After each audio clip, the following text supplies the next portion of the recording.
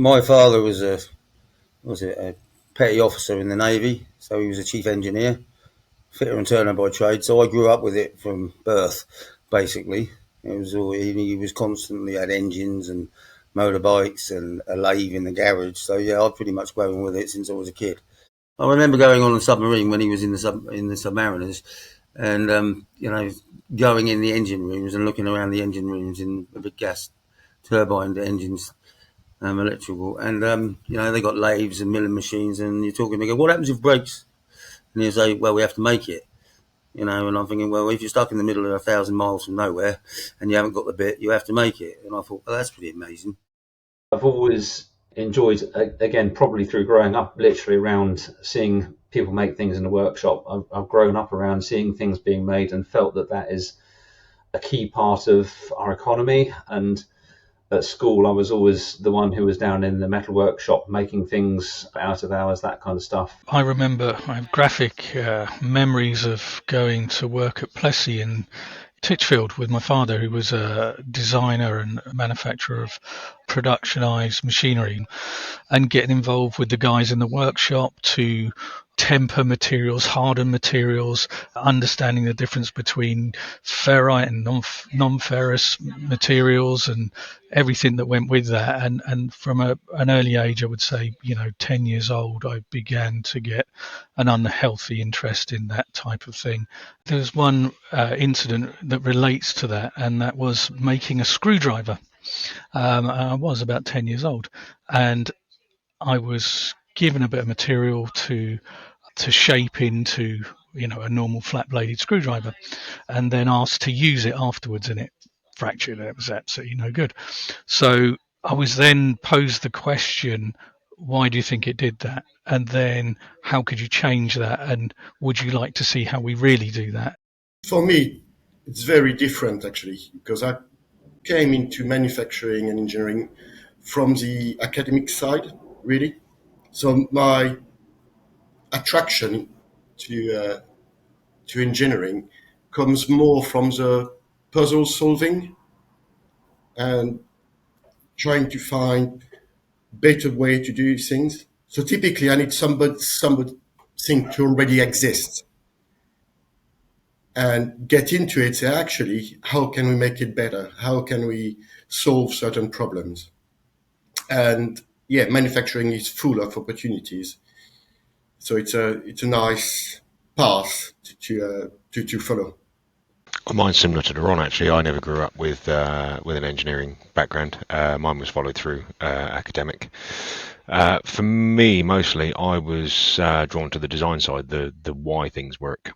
I find that if you can't work out the why, it's really frustrating. So you just take a bit longer and work out the why. If you can't work it out, fortunately for what we've got here, you can go around, you bounce the ideas off people that got different experiences. Sean and I have done that quite a lot. Martin and I have done it. Well, actually, we've all done it. On different occasions, we've all bounced around different ideas for something. And you utilise that advantage that somebody will look at it in a different way. And it might be that's the bit that you haven't thought about in the beginning that actually solves a solution.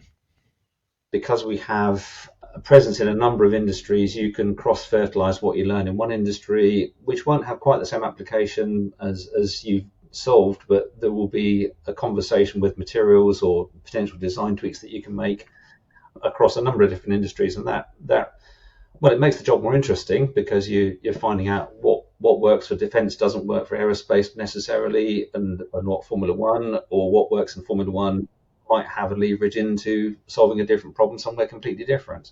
It goes from the very simple to the very complex. I remember in one of my first job, one of the simple things I did, and when I'm going to say it does sound stupid, was we kept on having an issue where we were dealing with chemicals and operators kept on switching the connection, putting the wrong chemical in the wrong connection.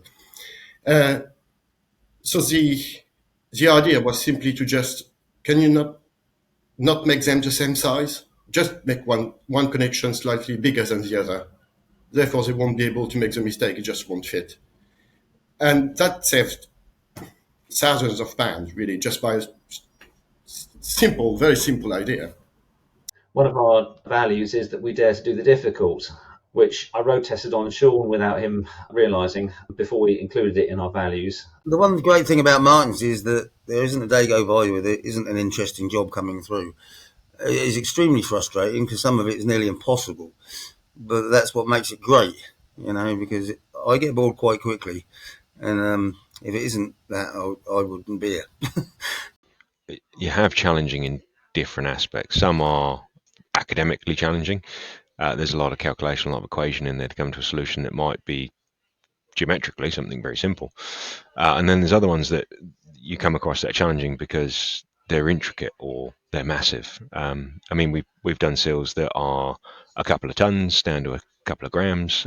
They all carry their own complications.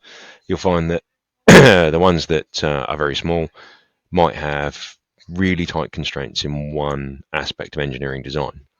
I mean, you'll go to a completely other end of the spectrum where the seal was massive, but they don't have any ability to close it because there's not enough force there. So you're trying to work out a seal that is 7-8 meters in size with a couple hundred kilos to close it most of its distance. So you're working out a complication that it's got to have enough balance between them to functionally work. And then that's still got to feed down so that Sean can actually make a tool out of it, that we've got enough metal work left, that it's not something that's completely impossible to make. Basically, I make very fancy jelly molds you put rubber in for the layman, but when the guys are out there and they're working with 150 degrees press and they got to get the rubber in there and they got to get the rubber out again and without damaging it, and it's got to be the right size, right things like that. It's not just, there's a lot to think about when you're designing a tool. The funny thing on that, though, there's not many of those that we don't find a way to do it. So we might go, no, on the outset, not a chance. Yeah, and within a couple of days, actually, we've thought of a way of doing it. Yeah. Our ability to say no to each other or go and think again, that can be very powerful. And in that scenario, maybe the first proposal, let's say, is not quite right. But having this possibility to tell each other, no, I don't think so, and think again, try to find another way, is actually quite powerful. We are working with customers that didn't have a clue how to solve the problems that they're addressing, and we resolve them for them. It's almost like a coaching job most of the time, coaching internally and coaching externally. So Jason quite often coaches me through an issue, and I get to the answer that he wanted me to, and it's the right one. And I do that with customers, and Adam does that with customers, and we all do it amongst ourselves. I've had conversations with Sean in the past. He says, really, would you do it that way? Have you thought of doing this? And it happens. The more interesting stuff is obviously more beneficial to me because it's like, and my guys like that as well because it gives them a challenge. And as Adam said, we do dare to do the impossible.